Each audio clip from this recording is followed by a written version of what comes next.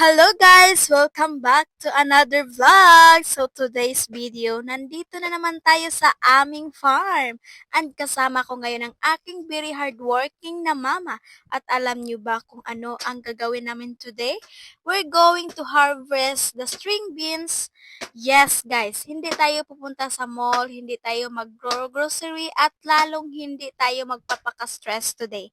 Instead, we are going to enjoy the fresh air, enjoy the nature, and of course, mag-aani tayo ng sarili nating tanim. So kung gusto ninyong makita kung gaano karami ang makakuha namin today, keep watching hanggang dulo. Tara, let's start of harvesting. Okay guys, let's start. As you can see, marami-rami na rin ang string beans natin pero hindi naman lahat pwedeng pitasin.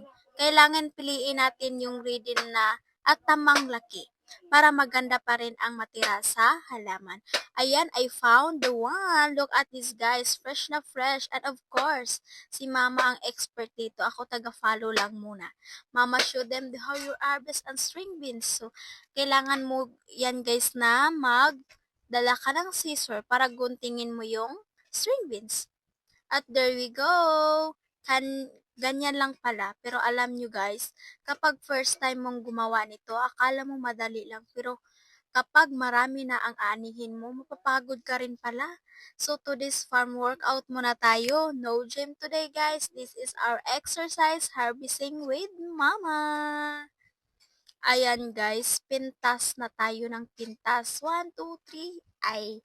Ay parang hindi na uubos. Pero every time may nakikita akong magandang string beans, automatic mind. Mama, look, ang dami na natin nakukuha, hindi pa puno. Pero at least may laman na. And honestly guys, ang sarap talaga sa feeling kapag ikaw mismong ang nag-harvest sa pagkain na inuluto ninyo mamaya. Fresh from the farm, hindi mo na kailangan pumunta sa grocery store. You just go outside to pick up your vegetables and bring them straight to take the kitchen. O, diba? English yarn.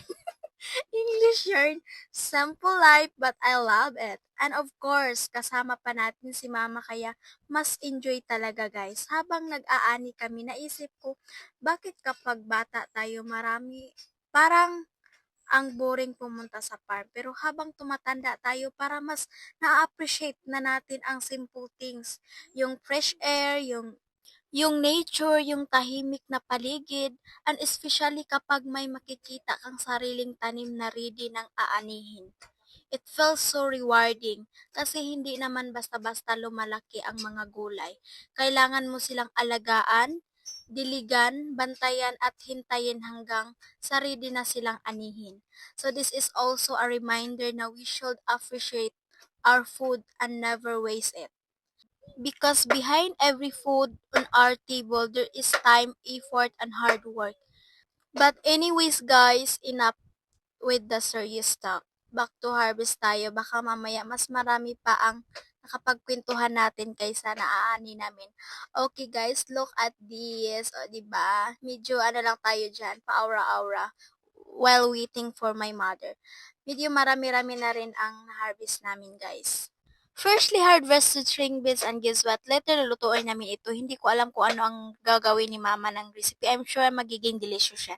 Kasi kapag fresh and ingredients, mas nakapakagaan talagang kumain and nothing feels better than anything food that came from your own garden or farm.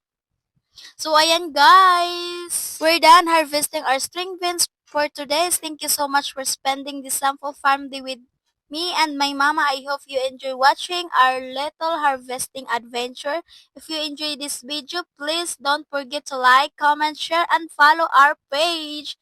And comment down below. What is your favorite way to cook string beans? Gusto kong malaman kung ano ang favorito mong recipe ninyo. Thank you for watching. See you in the next vlog. Bye!